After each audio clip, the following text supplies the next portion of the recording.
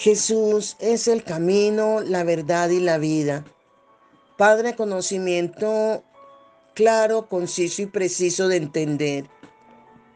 Ayúdanos siempre a darle prioridad al medio que nos conduce a ti, que es tu unigénito Hijo Jesucristo. Ayúdanos a entender y a enfocarnos seguramente en ese camino que nos lleva a esa bendita esperanza de estar por los siglos de los siglos a tu lado, porque solamente en Cristo, oh Dios, hay vida eterna, donde pasaremos de vida a vida eterna gracias a ese puente que nos lleva a ti, Jesucristo, el Señor y Salvador de la humanidad.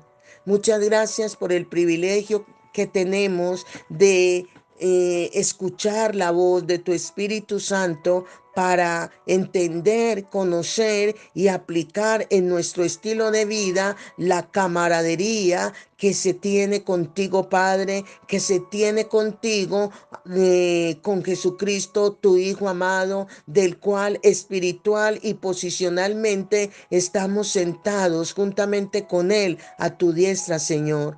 Gracias porque estamos en el verdadero camino que nos conduce a ti, oh Dios, Jesucristo, nuestro Señor y Salvador. Amén. El tema es sobre un camino único que nos lleva y nos conduce al Padre. Y ese camino es Jesucristo. Dentro del cristianismo hay muchas denominaciones, diversas creencias que compiten y cada una es presentada como una opción viable. Las religiones orientales se están popularizando en el occidente, dándole a nuestra nación aún más alternativas que compiten con la alianza de los hombres, como la televisión por cable le da al televidente muchísimos canales. De igual forma, la gente hoy quiere escoger su propia religión y creencia moral de una amplia variedad de posibilidades. Tu escogencia de una religión o de los valores es tan personal como entrar a una tienda de helados y escoger uno de los 31 sabores que venden, y así como y así es como puedes mezclar y escoger tu plato. De igual manera, la gente toma lo que quiere de las diversas creencias y elaboran su propia combinación especial. Una amalgama de religiones orientales junto con algunas de las palabras de Cristo y el consejo de un psicólogo popular es mezclada y licuada para formar un credo privado. Estamos en los últimos tiempos donde hay millones y millones de creencias. Así que el mensaje de la actualidad afirma, escoge el camino que tú creas más apropiado. Es donde dicen muchos. Con frecuencia, diversos hombres y mujeres escogen los caminos que mejor se ajustan ¿a qué? A sus gustos e inclinaciones. Sí, aún en el primer siglo, las multitudes fueron confrontadas por una multitud de opciones. El mundo griego ofrecía su filosofía y experiencias esotéricas, y los romanos tenían sus dioses que prometían poder político. Varias ramas del judaísmo reclamaban tener la versión correcta de la religión de Abraham. Y cuando apareció Cristo, Él ofreció otra opción, una alternativa inevitable, la de aceptar, la de acercarse o alejarse de Dios. Si Pedro, que es el personaje que hemos hablado y les he presentado con respecto a que fue el único hombre que caminó sobre el agua junto a su maestro Jesucristo. Si Pedro iba a ser utilizado poderosamente por Dios, él y los otros discípulos tenían que declarar su lealtad incuestionable a quien había llegado a conocer como el Mesías, el Rey, a Jesucristo. Si Cristo era quien proclamaba ser, las lealtades competitivas tendrían que ser desarraigadas del corazón de Pedro. ¿Estaban él y los demás discípulos comprometidos completamente con Cristo o no? Algunos de ellos tenían la intención de, si algunos de ellos tenían la intención de abandonar a su maestro, tendrían la opción de hacerlo. Si estaban completamente comprometidos, ellos confirmarían su amor y determinación. No habría ningún lugar intermedio. El trasfondo de esta confrontación se encuentra en Juan capítulo 6, donde Cristo tomó 5 panes y 2 peces y dio de comer a una multitud. Aquí vemos que después de este milagro, leemos que cuando dice pero, en Juan 6:15 dice, pero entendiendo Jesús que iban a venir a apoderarse de él y hacerle rey, volvió a retirarse al monte él solo. La multitud amaba a ese hombre que podía darles pan sin ninguna notificación previa. No hay lugar a dudas del motivo por el cual querían que él fuera rey. Cristo no fue desviado por su popularidad, no se dejó desenfocar. Él hizo una serie de afirmaciones que comprobarían el hecho de que sus admiradores estaban bastante interesados en qué, en un compromiso espiritual serio. Él, por ejemplo, dijo, ninguno puede venir a mí si el Padre que me envió no le trajese, y yo le resucitaré en el día postrero, según Juan capítulo 6, versículo 44.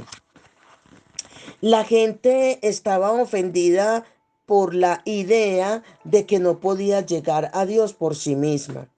La doctrina que afirma que no podemos llegar por nosotros mismos a Cristo era tan impopular en aquellos días como lo es hoy.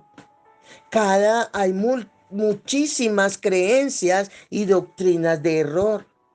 Pero el Señor nos envía a que escudriñemos las escrituras porque en ella es donde vamos a encontrar testimonio de Jesús, donde la doctrina de Cristo no nos deja desenfocar, ni engañar, ni confundir.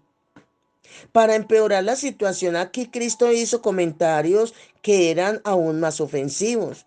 Cuando dice en Juan, y quiero leerles Juan capítulo 6, versículos 53 al 55, donde dice, de cierto os digo, si no coméis la carne del Hijo del Hombre y bebiereis su sangre, no tenéis vida en vosotros. El que come mi carne y bebe mi sangre, tiene vida eterna y yo le resucitaré en el día postrero, porque mi carne es verdadera comida y mi sangre es verdadera bebida. Estas afirmaciones confundían a la multitud. Ellos sabían que el canibalismo era inconsistente con el contenido del Antiguo Testamento, que también enseña que la sangre no debe ser tomada. ¿En qué sentido, por lo tanto, debían ellos comer la carne de Cristo y tomar su sangre? Si hubieran escuchado con más atención, habrían comprendido que Cristo no estaba hablando literalmente, pues él mismo interpretó sus palabras.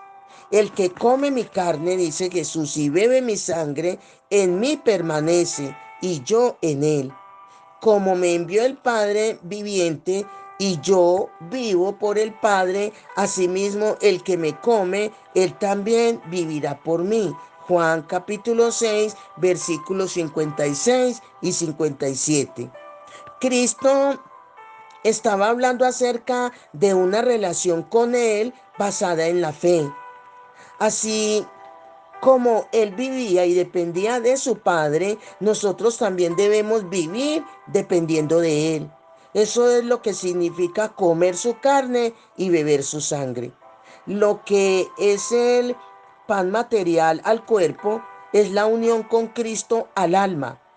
Y para mayor claridad, Cristo agrega, es el Espíritu quien da vida. La carne no aprovecha nada. Las palabras que os he hablado son espíritu y son vida. Juan 6:63, en cuanto a la Biblia de las Américas.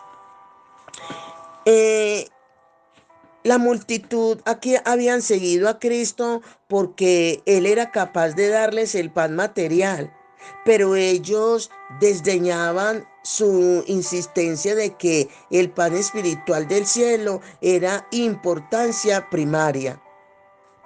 Y al final leemos cuando dice Juan 6:66, desde entonces muchos de sus discípulos volvieron atrás y ya no andaban con Él.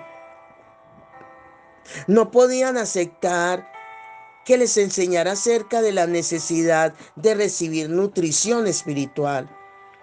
Estas fuertes palabras los obligaron a tomar una decisión. Quienes estaban espiritualmente hambrientos podían ponderar las palabras de Cristo y aprender más acerca de su necesidad del pan espiritual.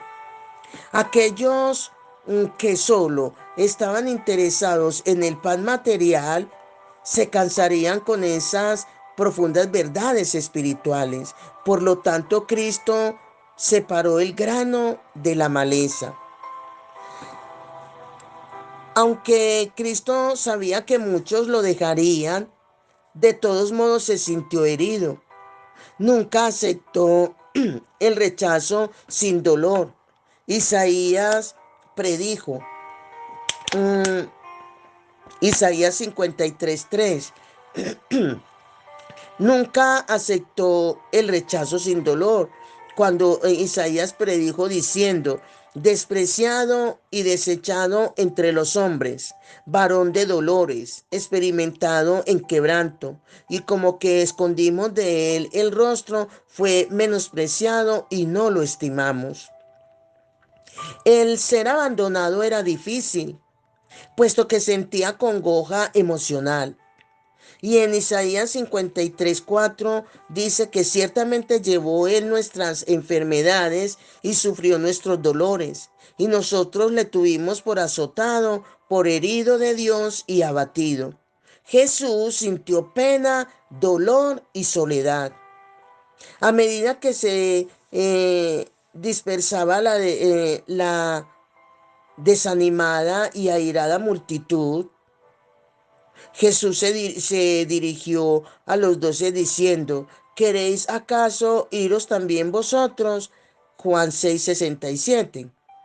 La pregunta muestra que Cristo tenía la esperanza de que los discípulos no se fueran con la multitud voluble y no fue defraudado.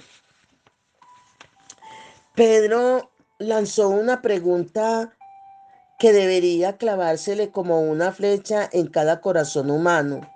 Señor, ¿a quién iremos? Tú tienes palabra de vida eterna. Y nosotros hemos creído y conocemos que tú eres el Cristo, el Hijo del Dios viviente. Juan 6:68 y 69. De hecho, Pedro estaba diciendo, tal vez a la gente no le guste lo que tú estás diciendo, pero ¿qué otras opciones tenemos? ¿Quién es mejor maestro? ¿Quién es mejor salvador? ¿Quién conoce a Dios mejor que tú? No hay ningún otro sitio a donde ir. En otras palabras, Cristo no tiene rivales. Así como una persona no puede caminar en dos direcciones simultáneamente, tampoco nuestros corazones pueden estar divididos.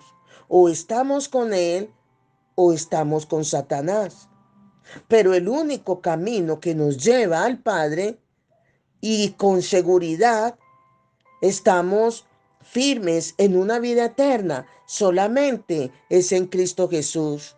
Solamente Él tiene palabra de vida eterna. Solamente en Cristo está la esperanza de un futuro seguro al lado de Dios Padre. Solamente en Cristo está la salvación, no en religiones ni en grupos, sino en el que murió por ti y por mí en una cruz, el que entregó su vida para que nosotros fuésemos salvos, el que nos libró de la condenación, se llama Jesucristo, nuestro Salvador, del cual el Padre lo exaltó hasta lo sumo y le dio un nombre que es sobre todo nombre, Rey de Reyes y Señor de Señores. Amén. Bendiciones. Bendiciones.